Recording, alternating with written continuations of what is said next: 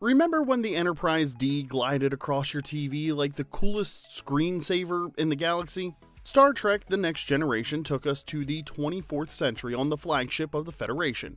Part diplomacy mission, part science experiment, part what moral crisis are we walking into this week? The show had Patrick Stewart as Captain Jean-Luc Picard, somehow making bald, British, and bookish the most commanding combo in the universe. Jonathan Frakes leaning on every piece of furniture in sight as Riker. Brent Spiner giving us our favorite emotionally confused android Data. LeVar Burton trading in the Reading Rainbow set for a visor as Geordi LaForge. Marina Sirtis keeping everyone's feelings in check as Deanna Troi. Michael Dorn scowling wonderfully as Worf, and Gates McFadden holding sickbay together as Dr. Crusher. Launched in first-run syndication in 1987, it just sort of appeared wherever your local station could squeeze it in. Over 7 seasons and 178 episodes, it turned into a full-blown phenomenon, and for a lot of us, it was our Star Trek. So today we're going back to the Enterprise D for 15 wild facts you didn't know about The Next Generation. The recycled scripts, the last-minute casting, the office politics, and a questionable wig. Now, before we dive in, make sure to hit that like and subscribe button, and stay tuned to Remember When for more deep dives into the shows we grew up on, and share this video with a friend who still insists Picard is the best Enterprise captain. Now, let's get into the countdown with number 15, the bald Captain Gene Roddenberry didn't want. One of the biggest casting battles in Star Trek The Next Generation wasn't about acting ability, screen presence, or command authority. It was about hair, specifically the lack of it. From the start, Gene Roddenberry had a very clear image of the next Enterprise captain, basically Kirk 2.0. So when Patrick Stewart walked in, a bald English Shakespearean actor who looked more Royal Shakespeare Company than Space Cowboy, Roddenberry shut it down almost immediately. No explanation needed. But Paramount wasn't ready to give up. So a compromise was attempted, and this is where it gets a little ridiculous. Stewart was asked to wear a wig for his final audition. His agent made the request, which led to Stewart's then-wife, Sheila Falconer, FedExing his audition wig from London to Los Angeles. You seriously can't make this up. Stewart performed one scene wearing the hairpiece, then executives asked to see him without it. The room got quiet in a good way. John Pike, then president of Paramount Network Television, made the call that changed television history. Hire the Englishman, but lose the wig. Roddenberry wasn't thrilled at first, but fans didn't care, and eventually, neither did he.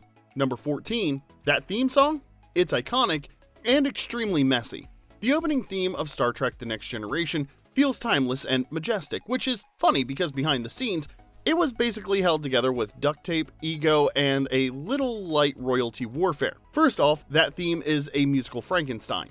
The opening fanfare, lifted from the original 1960s Star Trek series composed by Alexander Courage. The main march, straight from Star Trek The Motion Picture written by Jerry Goldsmith. In other words, The Next Generation didn't so much get its own theme as it raided the family jewelry box and dared you to complain about it. But here's the thing, the show did have an original theme ready to go. Series composer Dennis McCarthy wrote a brand new opening specifically for TNG. It was polished and professional, and at the very last minute, the producer said, nah. They scrapped it in favor of the familiar music. And then there's the whoosh. You know the one, that famous sound as the Enterprise streaks past that camera? That wasn't a sound effect. That was Alexander Courage himself making the noise with his mouth. Yes, really. One of the most recognized moments in sci-fi TV history is actually a grown man going whoosh into a microphone. But wait, it gets even more interesting. Back in the original series days, Gene Roddenberry quietly wrote lyrics to Courage's theme. Lyrics that were never meant to be sung, never recorded, and never used, so why bother? Well, because writing lyrics legally made him a co-writer, which meant he could claim 50% of the performance royalties. That move cut Courage's earnings in half and permanently wrecked their relationship.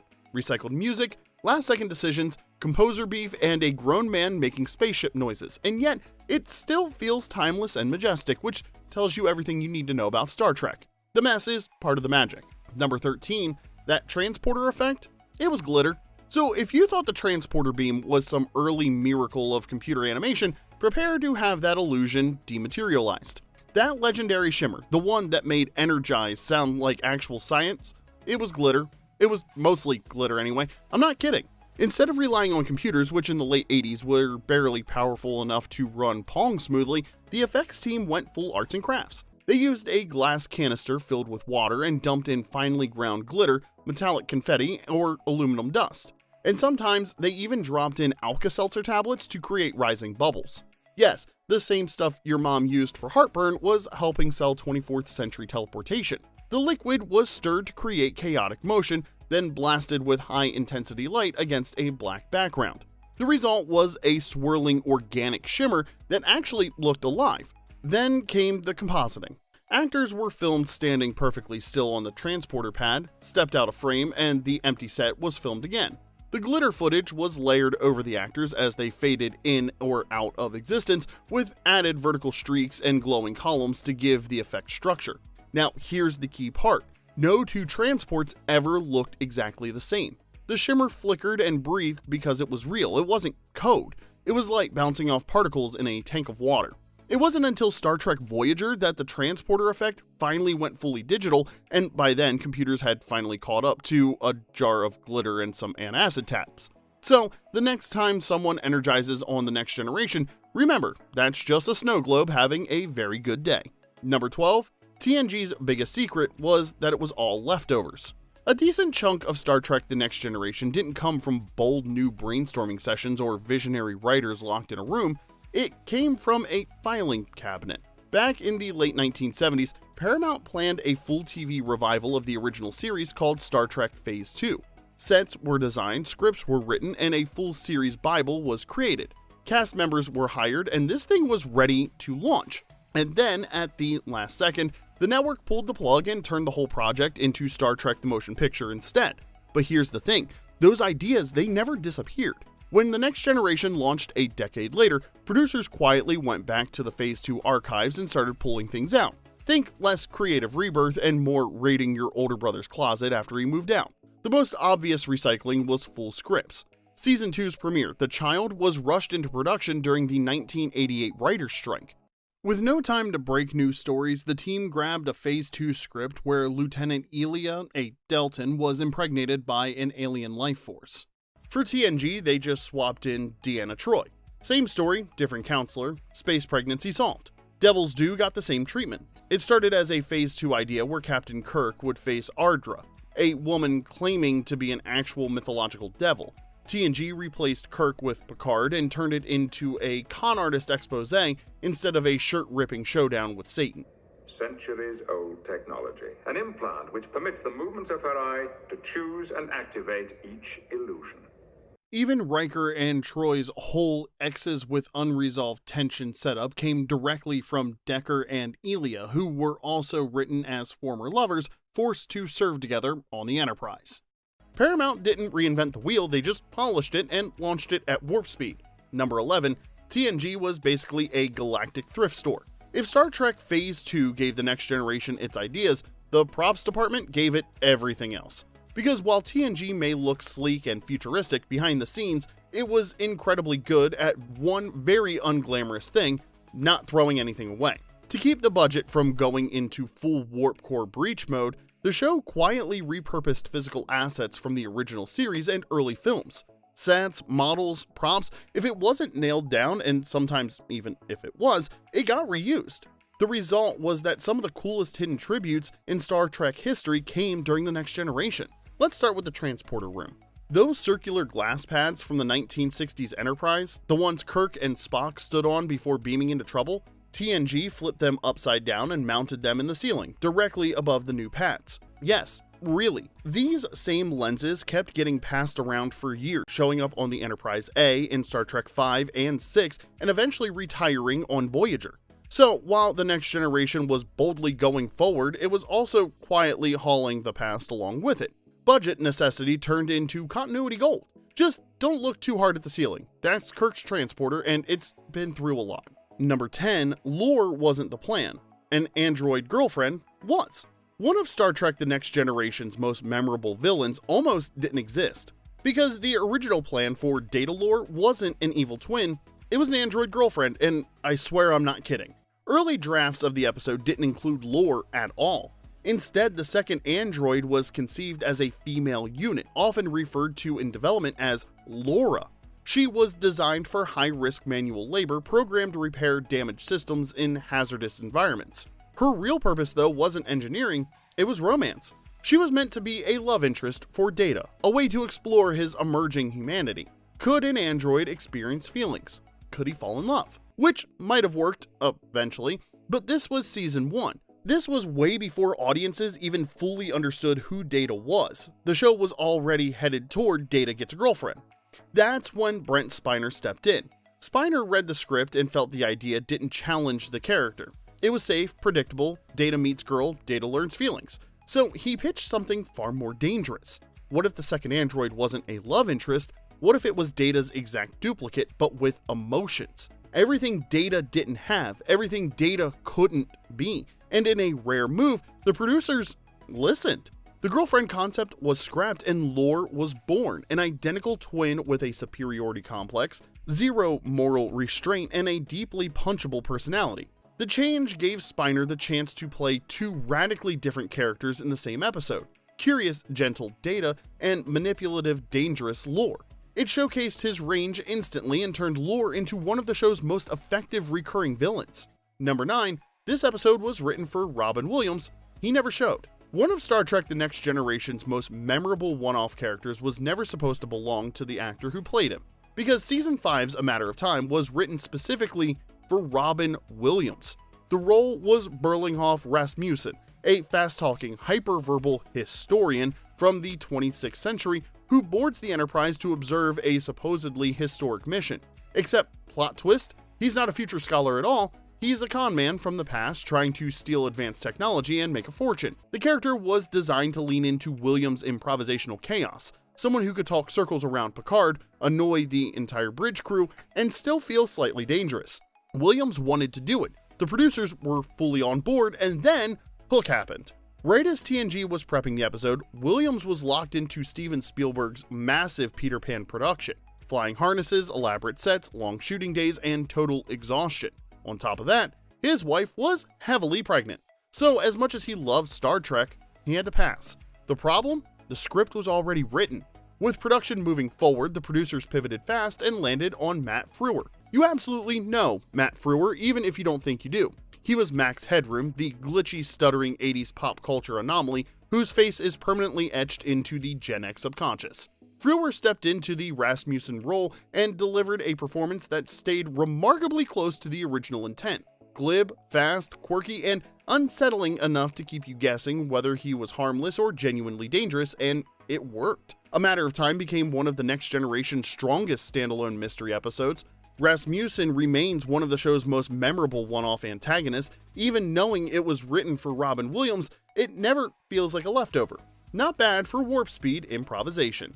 Number 8, TNG let random fans write episodes. Seriously, Star Trek The Next Generation did something that would give modern studio lawyers full-body hives. It opened the door. Under showrunner Michael Piller, TNG became the first Hollywood television series to officially accept unsolicited scripts from regular people. No agent, no industry connections, no Writers Guild card. Just a script, a release form, and a prayer. This was called the slush pile, and it was enormous. At its peak, the show received between 3,000 and 5,000 scripts every year. Thousands of fans sitting at kitchen tables, typing Stardate and believing this was their shot. Most of them didn't make it, but here's the wild part: every script was actually read. Piller hired 5 full-time readers whose only job was to go through submissions and write professional coverage. No auto rejects, no trash bin by the door. If you could format a screenplay and afford postage, Star Trek would read your story. One of TNG's most beloved episodes, Yesterday's Enterprise, came straight out of the slush pile and became one of the defining episodes of the entire series. The fun part is, the open doors stayed open throughout the 1990s, feeding stories into The Next Generation, Deep Space Nine, and Voyager, but then in 2001, the studios finally shut it down. Legal risk won, lawyers got nervous, and the door was closed. But for a while there, Star Trek actually practiced what it preached. The future was open, anyone could contribute, and sometimes the fans really did know best. Okay, we're going to take a quick mid-video pause because I need to know, if you'd been assigned to the Enterprise D, where are you working? Was it the bridge, 10 forward, or hiding in engineering with Geordi? Tell us in the comments, and while you're down there, make sure to hit that like button and subscribe so you don't miss our next trip back to the 80s and 90s of television. Alright, let's get back into the countdown with number 7, the lie that pushed Wil Wheaton off the Enterprise. Wil Wheaton's exit from the Next Generation was about a lie.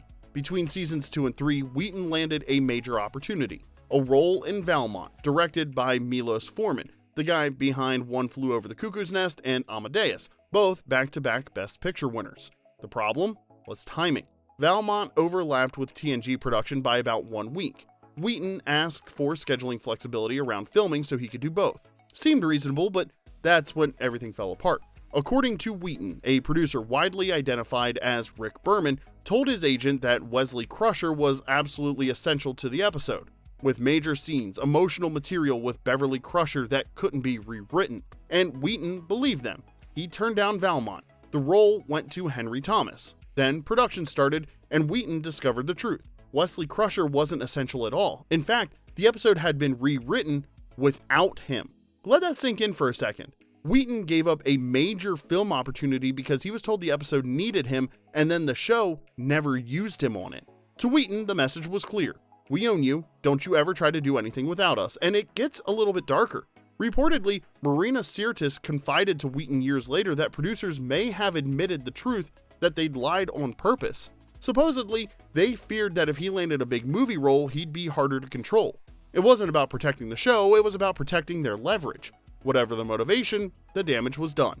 Feeling betrayed, Wheaton chose to leave The Next Generation and exited as a series regular in season 4, with Wesley Crusher heading off to Starfleet Academy. He came back occasionally for guest appearances, but the trust was gone. On a show built around optimism and cooperation, this was a reminder that the real power struggles were happening behind closed doors, and Wil Wheaton paid the price. Number 6, Season 1 was a war zone.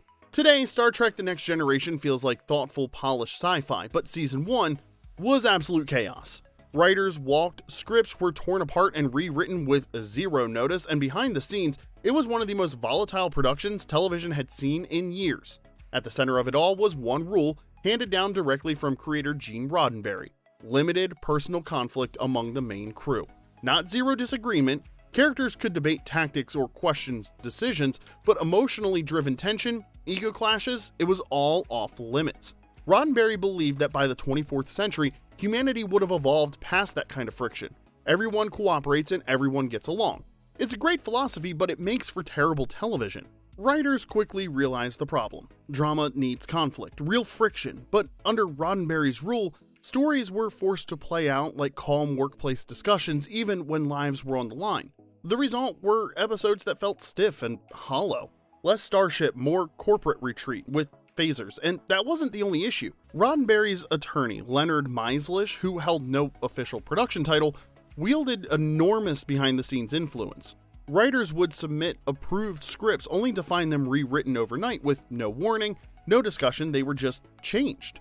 By mid-season, the show had cycled through a staggering number of writers, and some estimates put it near 30 in a single season. That's not turnover, that's an evacuation. Years later, all of this was laid bare in Chaos on the Bridge, William Shatner's behind-the-scenes documentary. It showed how Roddenberry's declining health eventually allowed producers like Rick Berman and Michael Piller to steer the show towards something functional with real stakes, real tension, and real drama. Berman reportedly kept a small bust of Roddenberry on his desk, and whenever writers knowingly pitched a story that violated Gene's no-conflict rule, Berman would quietly place a blindfold over the bust's eyes. The message was clear. We know this breaks the rules and we're doing it anyway. It's darkly funny, deeply ironic, and completely fitting for a show about a perfect future that only becomes great once the people making it were finally allowed to disagree. Number 5, Q only exists because the pilot was too short. One of the best nemeses in The Next Generation exists for a very glamorous reason. The show needed to kill time.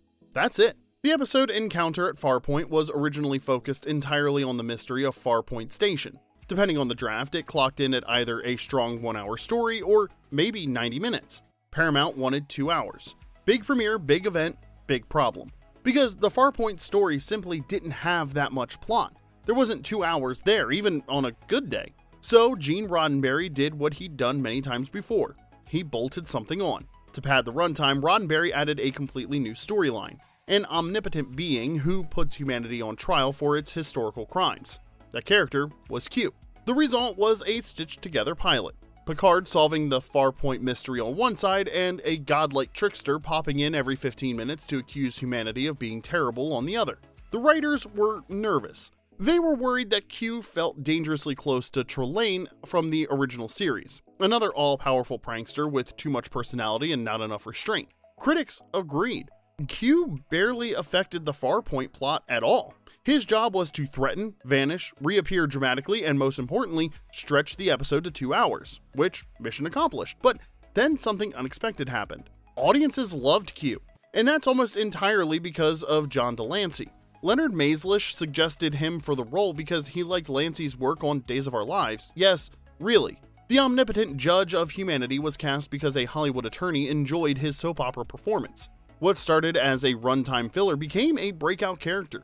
Q returned nearly once per season, evolving from nuisance to adversary to something closer to Picard's cosmic stress test. The guy created to pad the clock became a vital part of the show's identity, and fittingly, the character invented to stretch the beginning of the series ended up bookending it, returning in the finale all good things to put humanity on trial one last time. Turns out desperation is a powerful creative tool. Number 4, Patrick Stewart didn't unpack for 2 years.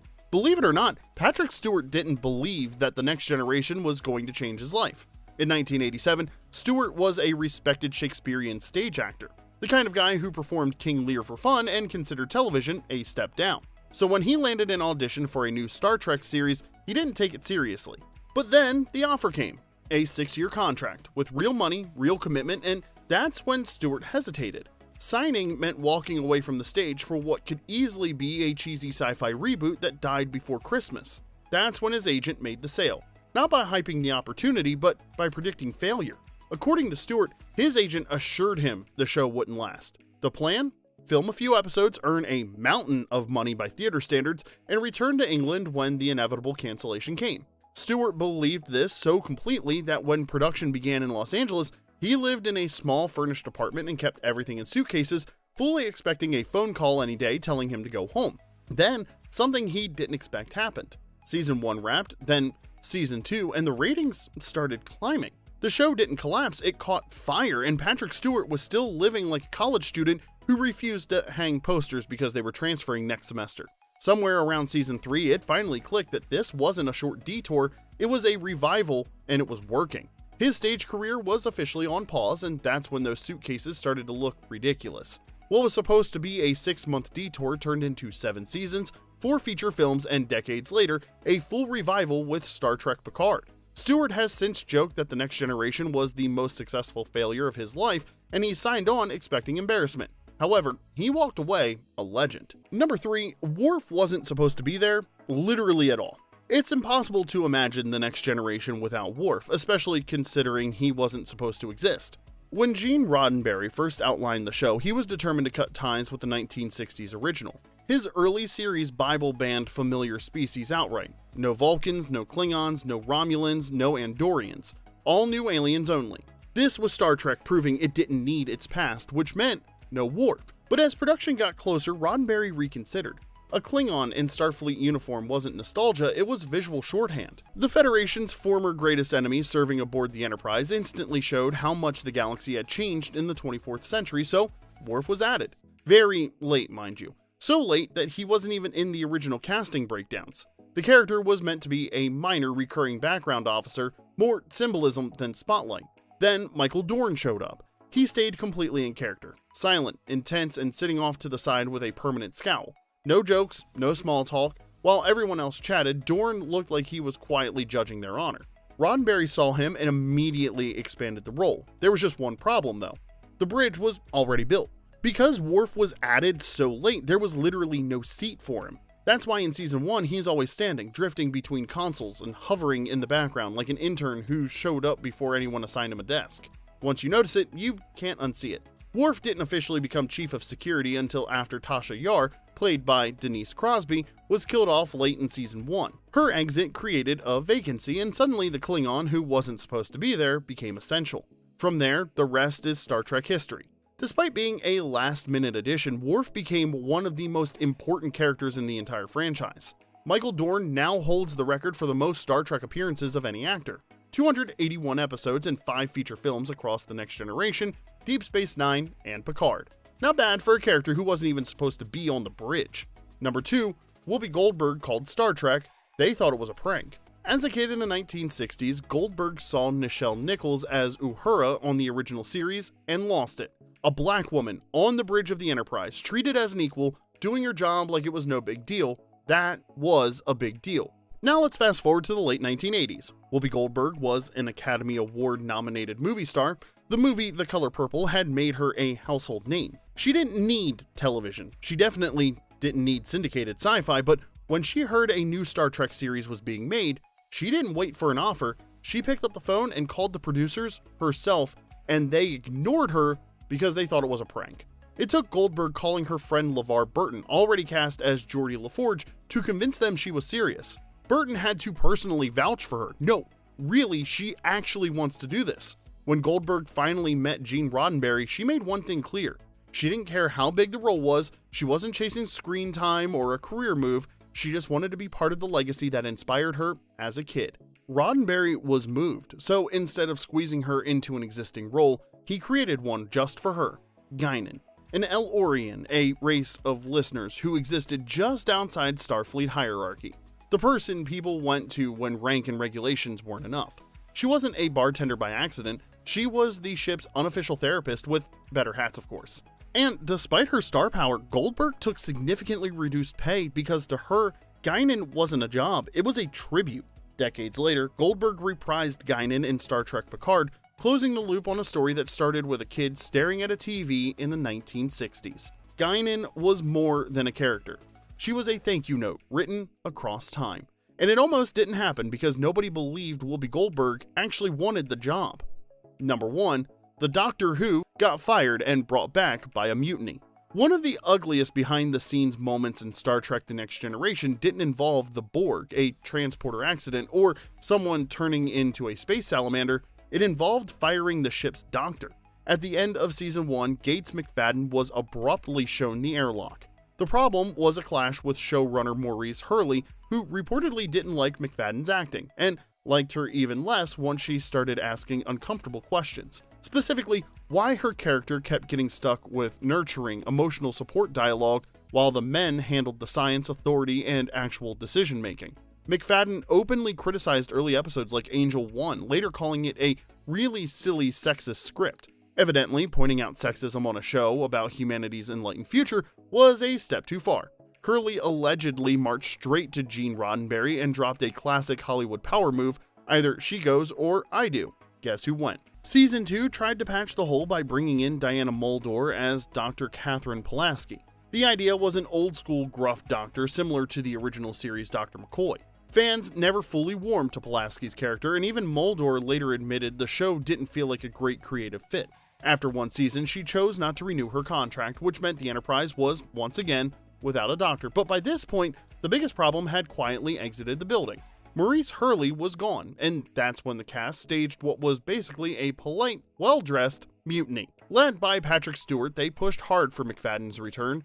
Stewart personally called her to ask if she'd consider coming back, while fans flooded the studio with letters demanding Dr. Crusher's reinstatement. With the power struggle over, a vacancy in sickbay, and pressure coming from every direction, Rick Berman made the call. Gates McFadden returned for Season 3. She stayed throughout the end of the series, and suddenly, shockingly, everything worked again. Beverly Crusher came back with more authority, more confidence, and far less being talked over. On a show about progress and enlightenment, this was the lesson the Next Generation learned the hard way. And there you have it, 15 weird and wonderful facts about Star Trek The Next Generation. Which one blew your mind the most? Which one did we miss? Let us know in the comments section below. Hit like if this brought back memories of wishing you could beam yourself from place to place, and be sure to subscribe for more trips back to the shows we grew up on. Until next time, this is Remember When.